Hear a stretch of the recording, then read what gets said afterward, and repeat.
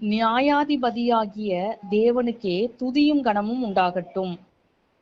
இந்த நாளுக்கான ஆதார வசனங்கள் ஜெபிக்க எரேமியா 15ஆம் அதிகாரம் 15ஆம் வசனம்.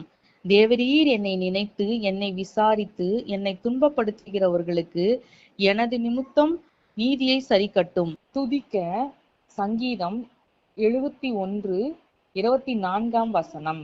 எனக்கு பொல்லாப்பு தேடுகிறவர்கள் வெட்கி லெச்சையடைந்தபடியால் நாள்தோறும் என் நாவு உமது நீதியை கொண்டாடும். தேவ பிள்ளைகளாகிய நாம் இந்த நாளில் கர்த்தர் நம்மை நினைத்தருளி நம்முடைய சிறுமையிலிருந்து நம்மை தூக்கி எடுக்க வேண்டும் என்றும், நமக்கு விரோதமாய் அநியாயமாய் காரியங்களை செய்து அநீதி நமக்கு இழைக்கிறவர்கள் கைக்கு நம்மை தப்புவிக்க வேண்டும் என்றும், நம்முடைய துன்பத்தில் இருந்து நம்மை தூக்கி எடுக்க வேண்டும் என்றும் கர்த்தருடைய பாதத்தில் ஊக்கமாய் காத்திருந்து ஜெபிக்கலாம்.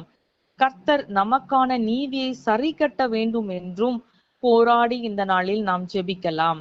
துதிக்க வேண்டியது, நமக்கு விரோதமாய் எழும்பினவர்களை கர்த்தர் தாழ்த்தி போட்டு அவர்களால் வரும் தீமையிலிருந்து கர்த்தர் நம்மை விலக்கி காத்து ரட்சித்தபடியாலும், எல்லா பொல்லாங்கையும் நம்மை விட்டு விலக்கினபடியாலும் இன்று நாம் அவரை மனதார நன்றியோடு ஸ்தோத்தரிப்போம்.